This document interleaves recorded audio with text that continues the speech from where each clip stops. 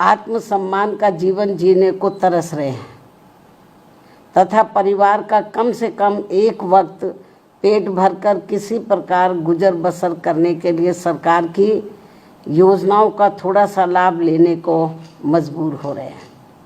यही कारण है कि देश की आबादी में से लगभग 95 करोड़ लोग सरकार की कम से कम किसी एक सामाजिक कल्याण योजना का लाभार्थी बनने को मजबूर हुए हैं, जिससे ऐसे लाचार व मजबूर लोगों की संख्या अब बढ़ते बढ़ते वर्तमान वर्ष सन 2025 में लगभग 64.3% तक पहुंच गई है, जबकि सन 2016 में ये संख्या करीब 22% ही थी।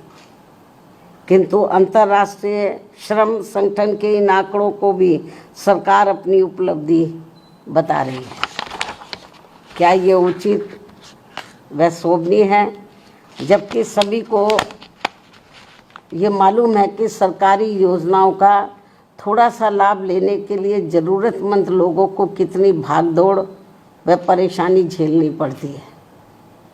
इसके अलावा प्रदूषण नियंत्रण के नाम पर भी देश में आए दिन खासकर इन करोड़ों गरीब मेहनत का सर्व मध्यम वर्गीय शहरी जनता को जो इन्हें अत्यधिक शोषण व परेशानी का सामना करना पड़ रहा है, तो उस पर भी केंद्र व खासकर दिल्ली सरकार को भी उचित ध्यान देना बहुत ज़रूरी हो गया है।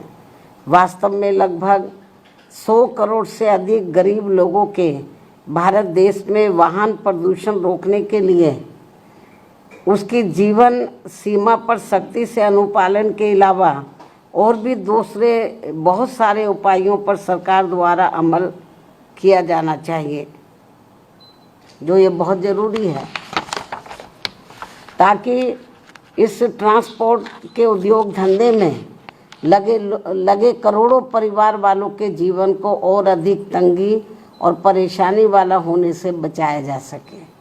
साथ ही दिल्ली की सरकार द्वारा गरीब व दूसरे प्रदेशों से भी खासकर यूपी, बिहार व बंगाल आदि राज्यों से रोटी रोजी के लिए पलायन करने वालों को यहाँ बिना कोई दूसरी व्यवस्था किए हुए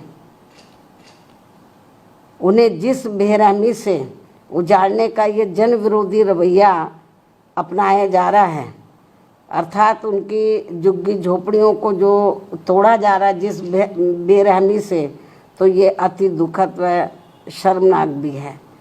लेकिन दिल्ली सरकार बहाना क्या बनाती है कि हम कोर्ट के आदेश का पालन कर रहे हैं, लेकिन माननीय कोर्ट ने ये नहीं कहा कि जिनको आप उजाड़ रहे हैं तो उनकी आप दूसरी व्यवस्था किए बिना ही उनको उजाड़ दें। कोर्ट ने ज़रूर कहा है कि आप इनको हटाइए, लेकिन कोर्ट ने ये नहीं कहा कि आप इनके लिए दूसरी व्यवस्था ना करें। सरकार की जिम्मेवारी बनती है कि इनके लिए पहले दूसरी व्यवस्था करें इनको बसाने के लिए, उसके बाद इनकी झुग्गियों को हटाना चाहिए। लेकिन ये सब व्यवस्था किए बिना ही तो कोर्ट की आड़ में जो इनके साथ में अन्याय अत्याचार हो रहा, शोषण हो रहा है, तो मैं समझती हूँ ठीक नहीं है। वैसे भी दैनिक उपयोग की आवश्यक वस्तुओं पर भी जिस प्रकार से कीमतें बढ़ाई जा रही हैं, इसके अलावा दैनिक उपयोग के आवश्यक वस्तुओं पर भी जिस प्रकार से कीमतें बढ़ाई जा रही हैं, वे भी खासकर दिल्ली की जनता के लिए भारी मुसीबतें पैदा कर रही हैं। आमदनी कम व खर्च ज़्यादा से लोगों के अच्छे दिन की उम्मीदों का फिर क्या होगा? ये सामाजिक भलाई के संबंध में सोचने वाली अहम बात है। इसी क्रम में देश भर में बिजली की कमी ने भी केवल आम लोगों को ही नहीं बल्कि पूरे व्यापारी वर्ग व छोटे उद्योग धंधों को भी बुरी तरह से प्रभावित कर रखा है।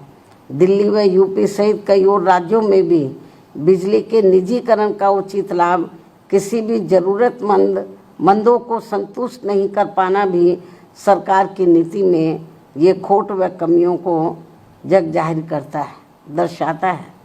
सरकार इस समस्या का भी संतोषजनक समाधान जितना जल्दी निकाल ले तो वह उतना देश हित में बेहतर होगा। अब मैं अंत में अपनी बात यहीं समाप्त करती हूँ। धन्यवाद। जय भीम व जय भारत।